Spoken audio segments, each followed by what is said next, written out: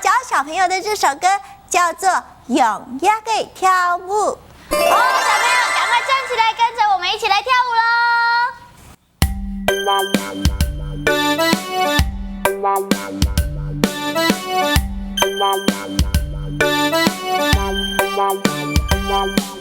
春天來到花園度，風呀嘅，拍呀嘅，上草來跳舞。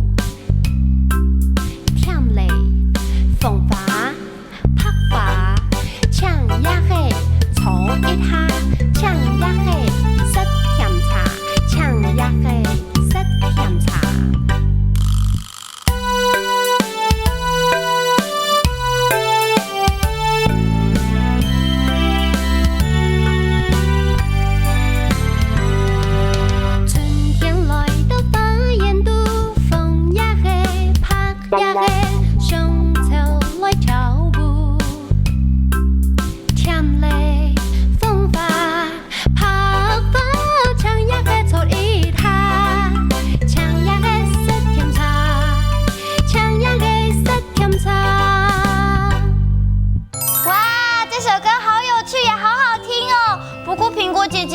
我都听不太懂这首歌到底在讲什么意思啊？好，这首童谣啊是告诉我们，春天的时候有好多蝴蝶在花园里面采花蜜，它们累的时候呢，就停下来吸一吸花蜜，休息一下哦。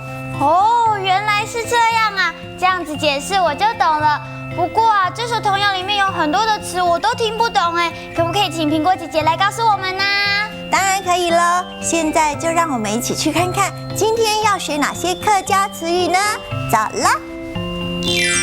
花園度，花園裡，花園度，花園裡，用一個，蝴蝶，用一個，蝴蝶，上草，互相邀約，上草，互相邀約，甜的，累了，甜的，累了，塞甜茶，喝甜茶，塞甜茶，喝甜茶。